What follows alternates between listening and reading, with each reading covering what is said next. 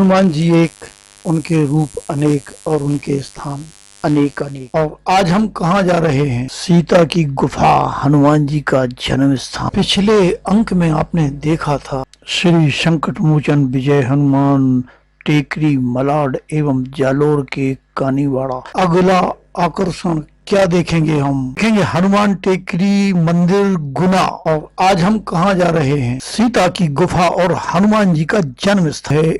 इस मंदिर से 776 किलोमीटर दूर है सागर। साधन क्या है आवागमन के? नंबर 1 सड़क राज्य मार्ग, नंबर 2 रेलवे स्टेशन और नंबर 3 हवाई अड्डा। हनुमान जी को भोग प्रसाद क्या लगता है? इन्हें रुकने के क्या है साधन? देखने लायक क्या है वह? एपिसोड नंबर 33 सीता की गुफा, हनुमान जी का जन्म स्थल। ये जगह नासिक को बनाता है कुछ खास। सीता की गुफा, हनुमान जी का जन्म स्थल, ये जगह नासिक को कुछ खास बनाता है। जानिए नासिक में घूमने की टॉप जगहें जो नासिक अपने मौसम की वजह से जाना जाता है। इस शहर का सबसे प्रमुख भाग है पंचवटी, जो मां सीता मंदिर, सीता के मंदिर के पास है। इसके अलावा यहाँ बहुत से मंदिर हैं। नासिक सिर्फ मंदिरों का आस्था का केंद्र नहीं है, बल्कि गोदावरी नदी के चलते इस जगह को साउथ का हरिद्वार भी कहा जाता है। हर 12 साल के बाद कुंभ का मेला भी इसी जगह लगता है। नासिक अपने मौसम की वजह से फेमस है। गोदावरी नदी के तट पर बहुत सुंदर घाट यहाँ की खूबसूरती को और बढ़ाते हैं। इस शहर का सबसे प्रमुख भाग पंचवटी है। इसके अलावा यहाँ बहुत से मंदिर भी हैं, जैसे पांडवलेनी गुफाएं। पांडवलेनी गुफाओं को पहले पांडव केवस भी कहा जाता था और यहाँ पर 24 गुफाओं को मिलाकर यह समूह तैयार हुआ है या निर्मित मानी गई है। फिर आता है दादा साहब फाल्के स्मारक। पांडवलेनी गुफाओं के पास में लगभग 29 एकड़ में दादा साहब फाल्के स्मारक अपनी अलग पहचान बनाई हुई है। जिन लोगों को शांति पसंद है, ऐसे लोग भीड़ भाड़ से दूर दादा साहेब फाल्के स्मारक, जो किसी वरदान से कम नहीं, यहाँ पे आते हैं। फिर इसके बाद देखते हैं यहाँ पे पंडित जवाहरलाल नेहरू वन उद्यान। दादा साहब फाल्के स्मारक से 500 मीटर की दूरी पर पंडित जवाहरलाल नेहरू वन उद्यान स्थित है। पंडित जवाहरलाल नेहरू वन उद्यान को बॉटनिकल गार्डन भी कहा जाता है। फिर देखते हैं अंजनेरी हनुमान मंदिर। जी हाँ, जिसके विषय में ये एपिसोड है आज का। नासिक से 28 किलोमीटर की दूरी पर अंजनेरी मंदिर का खास महत्व है। इसके विषय में आप पिछले एपिसोड में आप देख चुके हैं। माना जाता है कि भगवान हनुमान जी का जन्म यही हुआ था।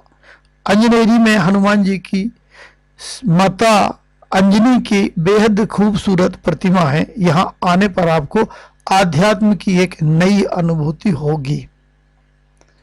तो चलिए इसके साथ साथ में त्र्यंबकेश्वर भी पास में, महाराष्ट्र घूमने निकले तो शिरडी, भीमशंकर, शिव मंदिर, एलोरा, एलिफेंटा गुफाओं के अलावा त्र्यंबकेश्वर मंदिर जाना भी चाहिए। शिव जी के 12 ज्योतिर्लिंगों में त्र्यंबकेश्वर को 10वां स्थान दिया गया है। यह महाराष्ट्र में नासिक शहर से 35 किलोमीटर दूर गौतमी नदी के तट पर स्थित है।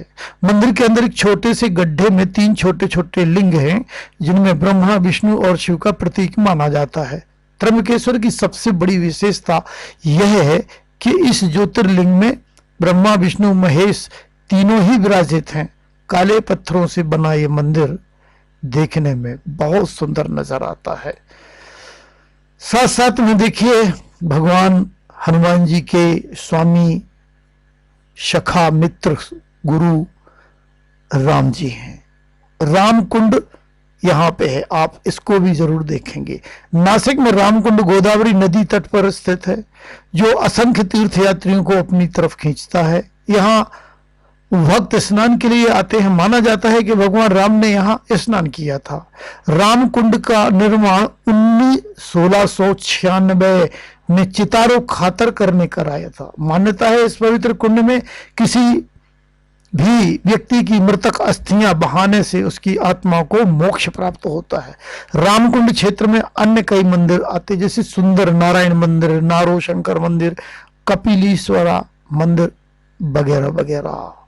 अब आते हैं माता जी सीता की गुफा। सब माना जाता है भगवान राम के 14 वर्षों के दौरान लक्ष्मण और मां सीता नासिक के पंचवटी क्षेत्र में रहे। पूरे पंचवटी क्षेत्र लगभग 5 किलोमीटर में फैला हुआ है। पंचवटी इसलिए बोला जाता है क्योंकि वहां 5 बरगद के पेड़ आपस में जुड़े हुए हैं। ये 5 प्राचीन बरगद के पेड़ अभी भी सीता गुफा के आसपास स्थित है और संस्थाओं के साथ, संख्याओं के साथ चिन्हित हैं, ताकि आप उन्हें आसानी से पहचान सकें। नीचे एक बरगद पेड़ की तस्वीर है जो सीता गुफा मंदिर के ठीक सामने है। आप आसानी इस मंदिर को पहचान सकते हैं। यह मंदिर ज्यादा बड़ा तो नहीं, लेकिन यह आध्यात्मिक ऊर्जा से परिपूर्ण है, क्योंकि सीता मैया यहाँ पर तपस्या, आराधना वनवास के समय में किया करती थी। सीता की गुफा नासिक में पंचवटी क्षेत्र के अंदर ही आता है। गुफा के अंदर जाने में 20 मिनट से 1 घंटे तक का समय लग जाता है। अब आते हैं हनुमान जी के जन्म के बारे में। वाद विवाद अपवाद क्या क्या लोग करते रहते हैं, श्रद्धा की जगह पे खोजबीन। चलिए अब उनने बताया है तो हम भी आपको बता देते हैं। नंबर 1,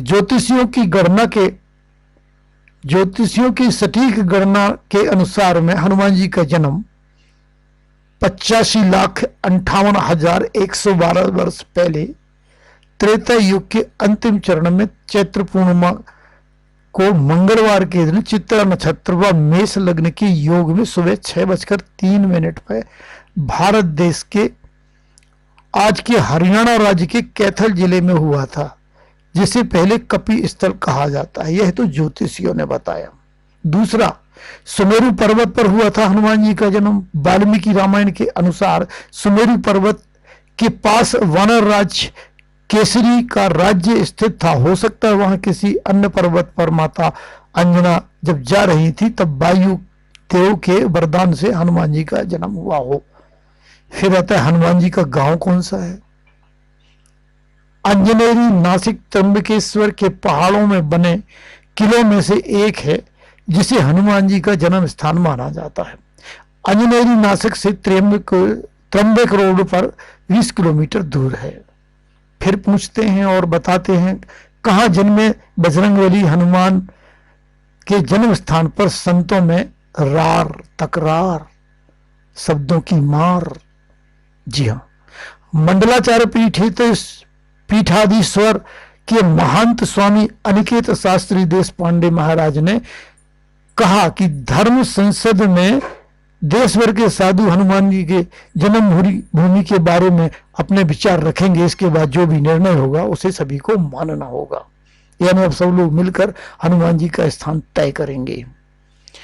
महंत गोविंद दास ने दी खुली चुनौती।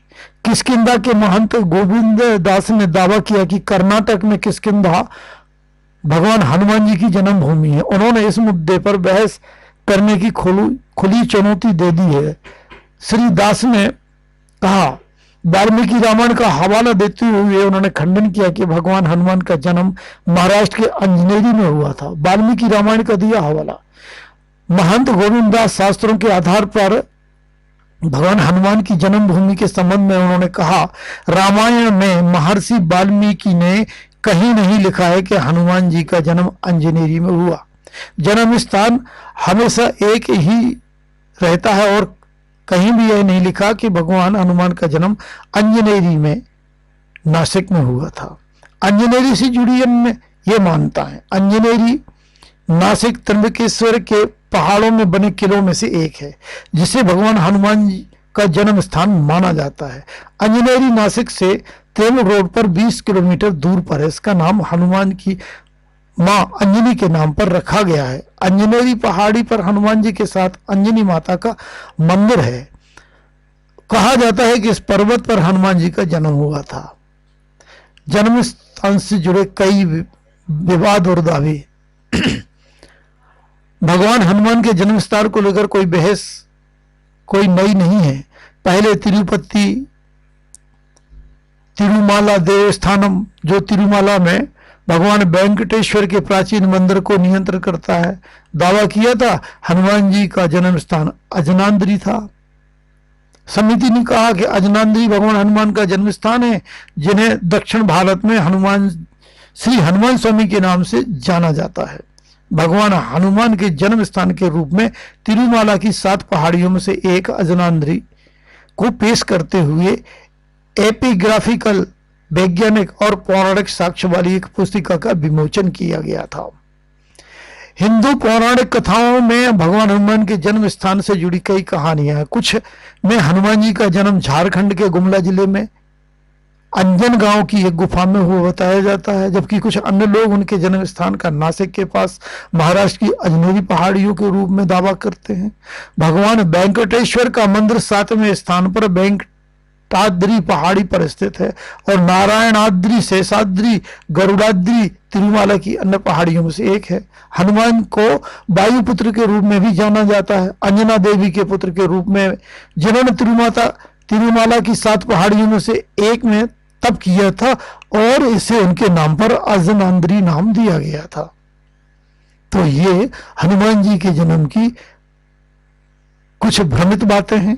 हमें इन बातों को ध्यान में न रखते हुए हमें ये मान लेना चाहिए कि हमारे यहाँ ही हनुमान जी का जन्म हुआ था और वे सदा हमारे पास रहते हैं। और इसी आशा विश्वास के साथ हम आप सभी से प्रार्थना करते हैं कि हनुमान जी को सदा अपने पास समझें और हर समस्या का समाधान के लिए उनको अवगत कराएं। भगवान आपका भला करेंगे। धन्यवाद। 40 मंदिर की झलकियां देख लीजिए।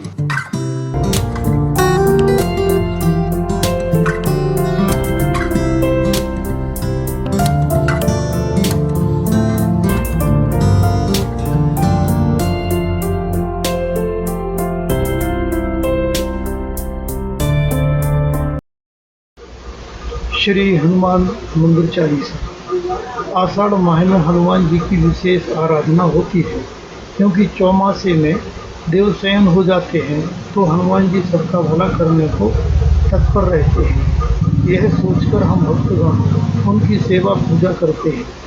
इसी मान्यता अनुसार हम भी हर मंगलवार को एक स्थान के दर्शन करा रहे हैं। 40 दिनों में हम 40 मंदिर की जानकारी एवं स्थान की जानकारी से अवगत कराने का प्रयास कर रहे हैं। धन्यवाद समर्पित। हम उन्हें धन्यवाद देते हैं जिन्होंने इस जानकारी को जन जन हिताय निमित्त गूगल पर दी है। हम गूगल को भी धन्यवाद देते हैं जिनके जरिए हम यह जानकारी आप तक पहुंचा पाए। संपादक दर्शन कीजिए टीम।